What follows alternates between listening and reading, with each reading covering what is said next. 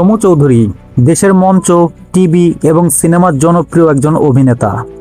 ১৯৯০ সালের ২২ মার্চ বিটিভিতে প্রচারিত হয় তার অভিনীত প্রথম টিভি নাটক সমৃদ্ধ অসীম। তারপর অনেক নাটক ধারাবাহিকে কাজ করেছেন। আজ বৃহস্পতিবার চলচ্চিত্র ও নাট্যকার সমু চৌধুরীকে মুখী সাহা মিসকিন মাজারের ঐতিহ্যবাহী গাব গাছের নিচে শুয়ে থাকতে দেখা গেছে। দেখে মনে হচ্ছে তিনি মানসিকভাবে বিপর্যস্ত বা ভারসাম্য হারিয়ে ফেলেছেন।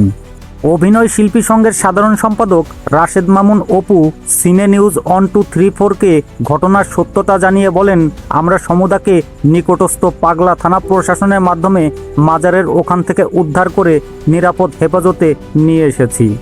ঢাকা থেকে আমাদের একটি দল যাচ্ছে। যত দ্রুত সম্ভব ওনাকে ঢাকায় এনে চিকিৎসার ব্যবস্থা করছি। মানসিকভাবে অসুস্থ তিনি। এর আগেও উনি এভাবে বাড়ি ছেড়ে বেরিয়ে পড়েছিলেন। এ বিষয়ে রাশেদ মামুন অপু বলেন, সমুদা মানসিক চাপে এমনটি করছেন। এর আগেও এমন ঘটনা ঘটেছিল।